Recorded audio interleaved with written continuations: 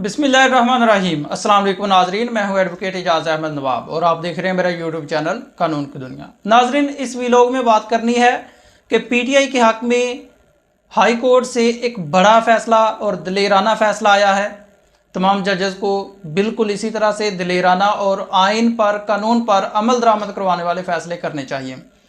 उसके साथ ही इमरान खान की जान को खतरा है, इसकी पिटीशन जो फाइल की गई थी उस पर एतराज़ात ख़त्म करने के बावजूद भी chief justice Islamabad high court ने हेयरिंग मेरिट्स पर नहीं की है।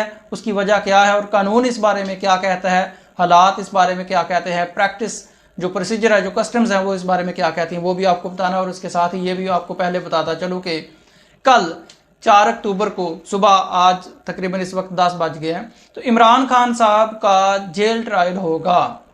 अडयाला जेल में इमरान खान साहब का जेल ट्रायल होगा। और वो जो दिलेर जज साहब थे जिन्होंने कहा था कि I am not Dilawar, I am दिलेर, तो दिलेर जज साहब ने पहले तो ऑर्डर किया था कि इमरान खान को कोर्ट के सामने पेश किया जाए 4 अक्टूबर को। अगर कोई सिक्योरिटी इश्यूज हैं तो उनको रिजॉल्व किया जाए, उनको कवर किया जाए। लेकिन आज उसी जज साहब ने, जज अबुल हसनात साहब ने एक लेटर लिखा, लॉ एंड जस्टिस डिपार्टमेंट को एक लेटर लिखा कि भाई इमरान खान साहब साबिक प्राइम मिनिस्टर हैं, तो उनके सिक्योरिटी के खदशात हैं, मुझे बताया जाए कि उनको सिक्योरिटी के खदशात तो नहीं, मीन्स के समाअत कोर्ट में होनी है या जाके जेल में होनी है। और जाहिर सी बात है उसका जवाब यही आना था। मैंने पहले ही कहा था कि इसका जवाब ये आना कि बहुत ज़्यादा सिक्योरिटी खदशात हैं, लिहाजा इमरान खान को पेश नहीं किया जा सकता कोर्ट में, तो कोर्ट ही इमरान खान के पास चली जाएगी, तो वो सुबह जाएगी। 4 अक्टूबर को जेल ट्रायल साइफर केस में स्टार्ट हो जाएगा और ये ट्रायल बहुत जल्द ख़त्म भी हो जाएगा। लेकिन सुबह इमरान खान के पास कोर्ट जाएगी और जेल ट्रायल इमरान खान का होगा, जो कि is not justifiable in any circumstances. Let's see इसका क्या होता है। इसकी पिटीशन भी इमरान खान की जो लीगल टीम है उसको इसकी पिटीशन लाजमी तौर पर करनी चाहिए इस्लामाबाद हाई कोर्ट में। आपको याद होगा कि जब इमरान खान कभी पेश हुआ करते थे अपनी ज़मानतों के सिलसिला में अदालतों में, तो इमरान खान ने कहा था कि मेरी जान को ख़तरा है, तो उस वक्त हाई कोर्ट ने ऑर्डर किया था कि इमरान खान अगर बीमार है तो उसको एम्बुलेंस पर भी लाना पड़े तो लेके आएँ, और अगर जान को ख़तरा है तो जान तो एक दिन अल्लाह को देनी ही है। ऐसी बातें होती थी, लेकिन अब ऐसी बातें नहीं है, बल्कि इमरान खान का जेल ट्रायल ही हर सूरत हाल में होना और अवाम के सामने इमरान खान की तस्वीर नहीं आने देनी।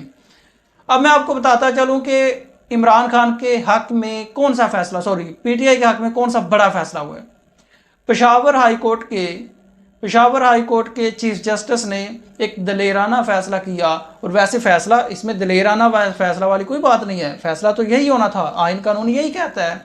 इरफान सलीम पीटीआई के जो खैबर पख्तूनख्वा के एडिशनल जनरल सेक्रेटरी थे उनको रिहा कर दिया गया, पेशावर हाई कोर्ट की तरफ से ऑर्डर दिया गया। और ऑर्डर देने के बाद आईजी और एसपी को यह भी ऑर्डर किया कि आप बयान हल्फी कोर्ट में जमा करवाएंगे, आइंदा कोई गैर कानूनी काम नहीं करेंगे। तो वो पीटीआई के हक में, पीटीआई के लिए एक ठंडी हवा का झोंका साबित हुआ।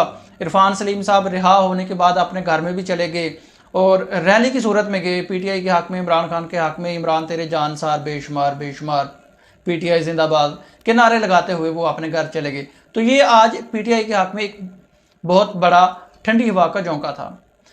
अब बात करते हैं इमरान खान की जो जान को खतरा है। इमरान खान की जान को खतरा है, ये खदशा ज़ाहिर किया था इमरान खान के वकला ने। और इमरान खान की जो अहलिया हैं बुशरा बीबी, उनकी मदीयत में उनको पिटिशनर बनाकर एक पिटिशन फाइल की गई इस्लामाबाद हाई कोर्ट में, जिस पर एतराज़ लगा दिया गया रजिस्ट्रार की तरफ से। अब प्रोसेस ये होता है कि जब रजिस्ट्रार कोई एतराज़ लगा देते हैं तो या तो वो पार्टी एतराज़ मान लेती है, या अगर उसको नहीं मानती तो उसको कंटेस्ट करती है। फिर वो केस जाता है कोर्ट में, बीइंग ऑब्जेक्शन केस, इसको एज ऑब्जेक्शन केस लग गया कि एतराज़ ही है, केस अभी हियरिंग के लिए कोर्ट में नहीं गया, सिर्फ ये देखना कि ये एतराज़ है, बनता है या नहीं बनता। तो वह एतराज़ के साथ एज ऑब्जेक्शन केस लग गया चीफ जस्टिस साहब की कोर्ट में। ये याद रखें कि चीफ जस्टिस आमिर फ़ारूक़ियानी साहब पर इमरान खान बारहा अदम एतमाद का इजहार कर चुके हैं। अब प्रैक्टिस क्या है कि जब ऑब्जेक्शन ख़त्म कर दिया जाता है, ऑब्जेक्शन को ओवर रूल कर दिया जाता है, तो उसके बाद वो पिटीशन या तो ऑन द सेम डे लग जाती है, या वो ऑब्जेक्शन ओवर रूल हो जाता है और उसके बाद अगले दिन वो पिटीशन फिक्स हो जाती है।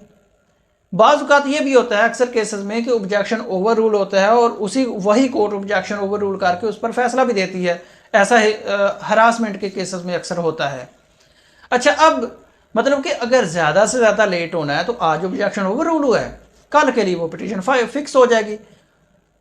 केस ने वापस आना होता है ऑफिस में, ऑफिस वालों ने उसको नंबर लगाना और दूसरे दिन फिक्स हो जाने, क्योंकि जो ऑब्जेक्शन था वो तो खत्म हो गया। अब तो फाइल क्लियर, अब तो केस क्लियर, अब तो कोई ऑब्जेक्शन रह ही नहीं गया, तो कोर्ट में इसकी हियरिंग होनी चाहिए। और अब आप मामला देखें, इमरान खान की जान को जेल में खतरा है, जान को, साबिक प्राइम मिनिस्टर की जान को जेल में खतरा है, और ऑब्जेक्शन ओवर रूल करने के बाद चीफ जस्टिस साहब कह रहे हैं कि इसको लगाएं विद इन 48 आवर्स, मतलब परसों जाके लगाएं, और वो आप पिटीशन फाइल जो फिक्स होगी इमरान खान की जान को खतरा वाली पिटीशन वो परसों के लिए फिक्स होगी।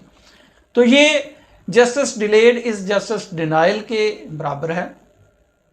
जब जान को खतरा है, अर्जेंट नेचर की ये पिटीशन है, और वो है भी अर्जेंट, कोई ऐसा केस नहीं होता जो अर्जेंट हो और जाके परसों लगे।